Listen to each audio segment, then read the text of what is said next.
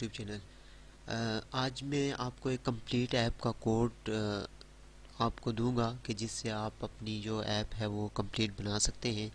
अगर आप final year project करना चाह रहे हैं, अगर आप कंप्यूटर साइंस के स्टूडेंट्स हैं और कोई भी आपको इस तरह का एक कंप्लीट ऐप का प्रोजेक्ट चाहिए, तो आप ये बआसानी ये कोड जो है वो इंपोर्ट करके एंड्रॉयड स्टूडियो में आप ये ऐप प्रेजेंट कर सकते हैं।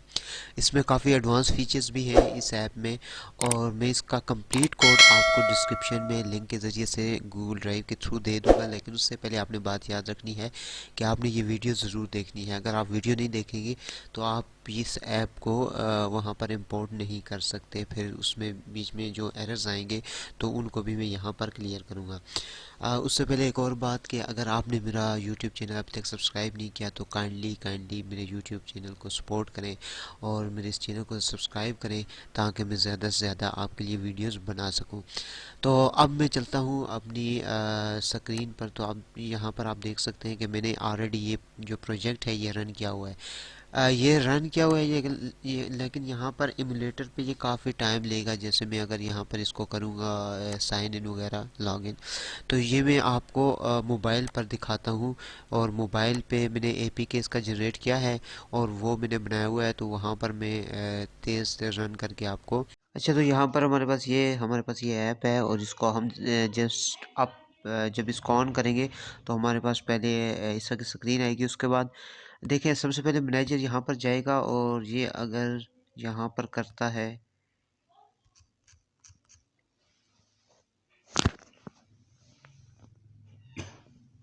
ये अगर लॉग इन करेगा तो हम देख सकते हैं कि यहाँ पर सारे कंस्ट्रेंट अवेलेबल हैं, सारे कंस्ट्रेंट इस पर अप्लाइड है कि अगर यूज़र वैसे लॉग इन करे तो वो उसको लॉग इन ना होने दे।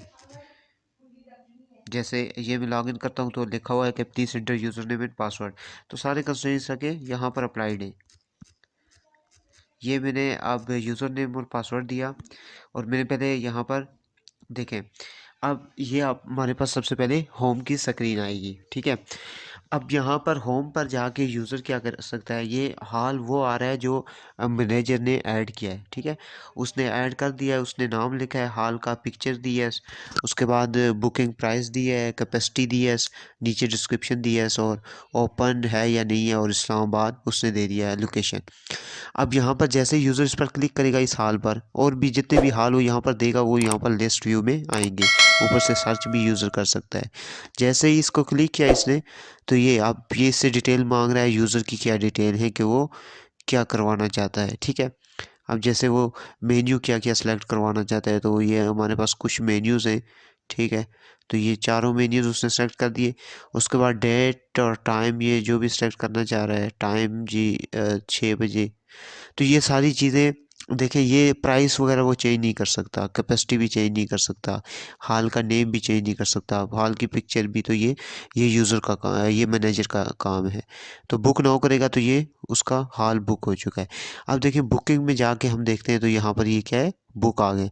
लेकिन अभी ऑर्डर यहाँ पर कंफर्म नहीं हुआ।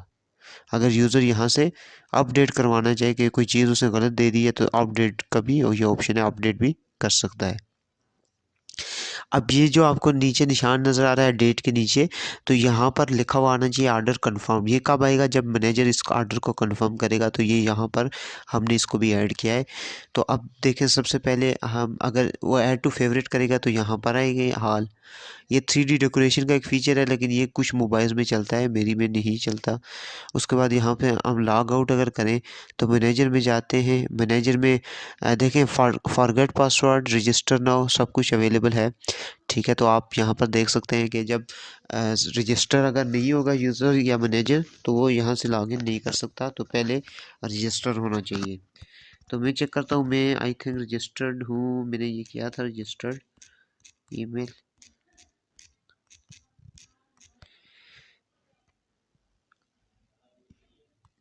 आई थिंक रजिस्टर नहीं है, तो मैं दोबारा से कर लेता हूँ।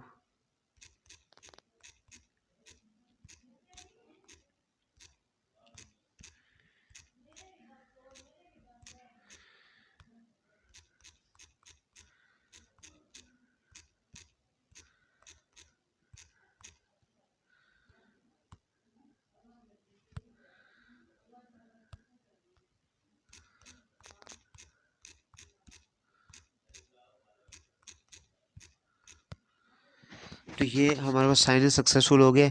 अब देखें ऐड हाल जो यहाँ पर से करेगा वो कोई भी गैलरी से पिक्चर लेगा, ठीक है। पिक्चर लेने के बाद वो यहाँ पर अभी जो मैंने एक हाल को ऐड किया था तो वो मेरे पास वहाँ पर शो हुआ था। तो जैसे मैं ये पिक्चर ले लेता हूँ, इसका मैं जो भी नाम रखूँगा, ठीक है, वो यहाँ पर डिस्क्रिप्शन इसकी दूंगा, इट इज़ लोकेटेड ETC। यहाँ पर प्राइस दूंगा, कैपेसिटी और लोकेशन। तो जैसे ही मैं सबमिट करूँगा तो ये आपका हाल ऐड हो चुका है। अब इस हाल ये दोनों हाल अब ऐड है, ये पहले से ऐड था, ये अभी मैंने ऐड किया। इसको मैं अगर अपडेट करना चाहूँ अपडेट हो जाएगा। अच्छा, अपडेट के अलावा ये यहाँ से मैं हाल को डिलीट भी कर सकता हूँ। ये जो अभी मैंने किया है इसको मैं चाहता हूँ कि डिलीट कर दूँ। तो देखिए ये अब मेरे पास ये भी डिलीट, ये दोबारा से मैंने इसको रिफ़्रेश किया तो डिलीट हो गया। ये ऑर्डर कंफर्म है। अब यहाँ से एक बड़ा आपके पास अट्रैक्टिव ये है कि जैसे ही मैं यहाँ पर कंफर्म ऑर्डर करता हूँ तो वहाँ पर पहले से लिखा हुआ नहीं आ रहा था ना, जहाँ पर मैंने आपको डेट के नीचे बताया था कि यूज़र अभी उसके पास ऑर्डर कंफर्म लिखा हुआ नहीं आ रहा, ठीक है। तो अब मैं चलता हूँ अगर यूज़र के डैशबोर्ड में, तो देखिएगा अब वहाँ पर हमें ऑर्डर कंफर्म लिखा हुआ आना चाहिए।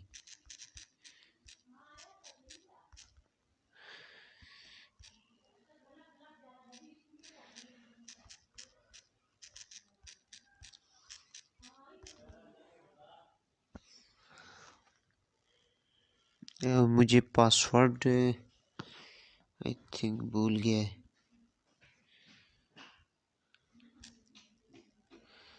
या ईमेल गलत है। अच्छा, तो देखें ये मैंने अभी जो हाल मैंने अपना बुकिंग करवाया था बुक, तो देखें क्या लिखा हुआ है, अप्रूव्ड। पहले नहीं लिखा हुआ आ रहा था, तो जब वो अप्रूव करेगा तो यहाँ पर अप्रूव्ड आएगा, वगैरह नहीं आएगा। तो ये काफ़ी अच्छे अच्छे फीचर्स मैंने इसमें ऐड किए। अब हम इसकी कोडिंग की तरफ चलते हैं और मैं आपको कोडिंग में दिखाता हूँ कि कौन से एरर आ सकते हैं। और इसके अलावा यहाँ पर ये देखें इसका नेविगेशन ड्रायर है, ऐप में आप जा सकते हैं, तो ऐप होम पे आ गया है। इसके अलावा चैट एक क्रिएट मैंने की है कि मैनेजर से कैसे चैट करेगा। तो ये चैट जो है वो आप कह लें कि टू वे कम्युनिकेशन है, कि जो यहाँ से डाटा जा रहा है, यूज़र का डाटा जा रहा है मैनेजर के डैशबोर्ड में। जब मैनेजर अपने नेविगेशन ड्रायर को खोलेगा तो उसके पास ये मैसेज आ रहा होगा।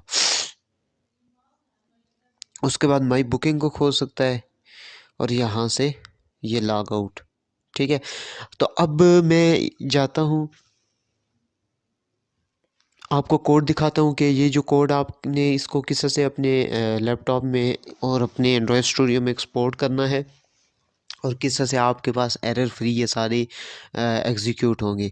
अगर आपने इस कोड को समझना भी है तो डिटेल में समझना है तो उसकी ऑलरेडी प्लेलिस्ट भी अवेलेबल है, और अगर आपने समझना है तो आप दिए गए कॉन्टैक्ट नंबर पर रब्ता कर सकते हैं। मैं आपको जूम क्लास के ज़रिए से समझा भी दूँगा। तो अभी हम स्क्रीन पर चलते हैं और वहाँ पर देखते हैं। अच्छा, जो प्रोजेक्ट है इसको कॉन्फ़िगर करने के लिए सबसे पहले आपने एंड्रॉयड स्टूडियो आप इंस्टॉल कर लेंगे। उसमें आप वो तमाम तर उसके जो SDK वगैरह है वो आप उसका देख लेंगे। अगर ये प्रोजेक्ट आप इंपोर्ट जब करेंगे तो आपके पास अगर एरर आ रहा है तो सबसे पहले आप जाएंगे बिल्ड ग्रेडल में और यहाँ पर आप मिनिमम SDK वेरिएंट चेक करेंगे और आप अपने जो एमुलेटर है उसका वर्जन भी देखेंगे। अगर ये वर्जन दोनों सेम आ रहे हैं तब ये जो है रन होगा। और दूसरी बात ये है कि अगर ये इससे रन नहीं हो रहा एमुलेटर पे तो आप यहाँ से बिल्ड कर सकते हैं, इसकी जो APK फाइल है वो कर सकते हैं, जनरेट कर सकते हैं। अच्छा, इसके अलावा हम यहाँ पर इसका जो सबसे इम्पॉर्टेंट काम है वो ये है कि आप की जो सारी डेटाबेस की फ़ाइल है वो इस प्रोजेक्ट में नहीं है। तो वो आप कैसे क्रिएट करेंगे, वो आपने जाना है यहाँ पर ये इस फाइल में आप ये जावा की फ़ाइल जो है, ठीक है, यहाँ पर जावा, यहाँ पर आप जाएंगे तो यहाँ पर आप न्यू करेंगे और न्यू जावा क्लास करेंगे, ठीक है। इसका नाम आपने रखना है DB हेल्पर, ठीक है। मैंने ऑलरेडी की हुई है, मैं आपको चेक करवाता हूँ। तो इसी में यहाँ पर जो मैंने आपको की है ये देखें, इसका नाम है डेटाबेस हेल्पर, ठीक है। तो आपने भी इसका नाम रखना है डेटाबेस हेल्पर। और इसकी जो सारी कोडिंग है ये वाली, ये ये सारी कोडिंग जो है ये डिस्क्रिप्शन में आपके पास एक नोट पैड की टेक्स्ट फाइल अवेलेबल है, उसमें ऑल टू ऑल वो कोडिंग मैंने दे दी है। तो ये आपने वहाँ पर जाके पेस्ट करनी है। ये वाली कोडिंग जो ये सारी अवेलेबल है, ये आपने वहाँ पर जाके एज इट इज़ पेस्ट कर देनी है, इसमें कोई चेंजिंग नहीं करनी। ये जो ऊपर 3 लाइंस हैं ये आपने उठा के कहाँ पर ऐड करने हैं ये भी आप देख लें कि ये आप जाएंगे मैनिफेस्ट की फाइल में, ये मैनिफेस्ट की फाइल में, और ये मैनिफेस्ट की फाइल के ऊपर ये जो पैकेज के नीचे आपने ये 3 लाइंस जो है ये यहाँ पर ऐड कर देनी है। अब इसके बाद ये चीज़ें होंगी, एक तो डेटाबेस हेल्पर की क्लास और दूसरा ये मैनिफेस्ट की फाइल में आपने ये दोनों चीज़ें कर लेनी है, क्योंकि ये दोनों चीज़ें प्रोजेक्ट में मिस्ड हैं।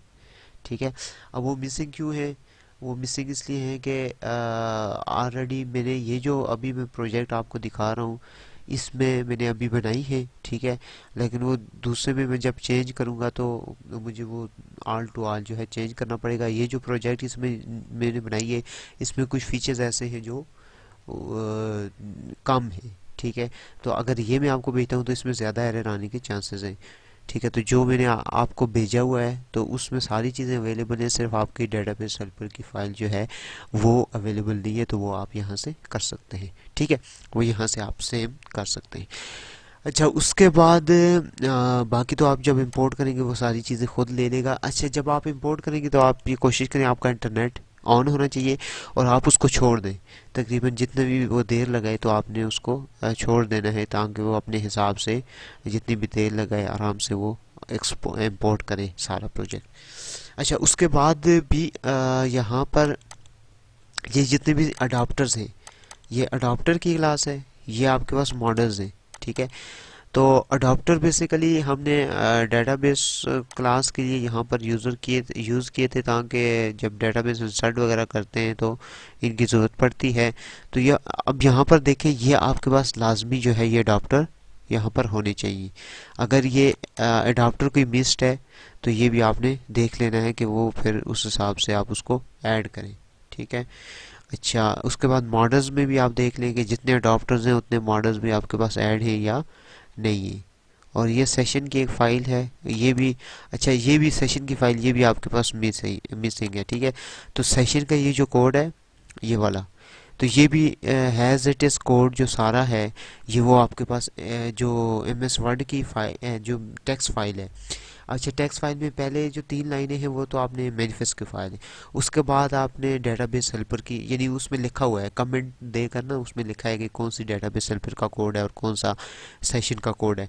ये आपने कोशिश करनी है कि वो हैज़ इट इज़ उठाना है, और चूंकि सेशन का जो मैंने नाम लिखा है वो कमेंट है, वो इसको कमेंट ही करेगा, वो इसको लेगा नहीं। तो आप कोशिश करें उसी तरह लेके आप कॉपी पेस्ट करें ताकि आपकी कोई मिस्टेक ना रहे, ठीक है। फिर भी अगर आपकी कोई मिस्टेक आती है या आपने कोड समझना है या आपको कोड की समझ नहीं आ रही तो आप दिए गए नंबर पर रब्ता कर सकते हैं, तो मैं आपको जो है वो असिस्ट कर दूंगा। अच्छा, उसके बाद ये तमाम तर चीज़ें होगी, तो यही तमाम तर चीज़ें हैं इसमें। तो उसके बाद नेविगेशन बार है, ठीक है, तो इस नेविगेशन बार को भी इसकी कोडिंग अवेलेबल है, ये इसमें कोई मसला नहीं करेगा। तो उम्मीद है आपको वीडियो पसंद आई होगी। अगर आपको वीडियो पसंद आई है तो मेरे चैनल को लाइक सब्सक्राइब शेयर ज़रूर कीजिएगा, और आपसे एक रिक्वेस्ट है कि मेरे चैनल को प्लीज़ प्लीज़ प्लीज़ सब्सक्राइब ज़रूर कर दें, और ताकि मुझे सपोर्ट मिले। अल्लाह हाफिज़।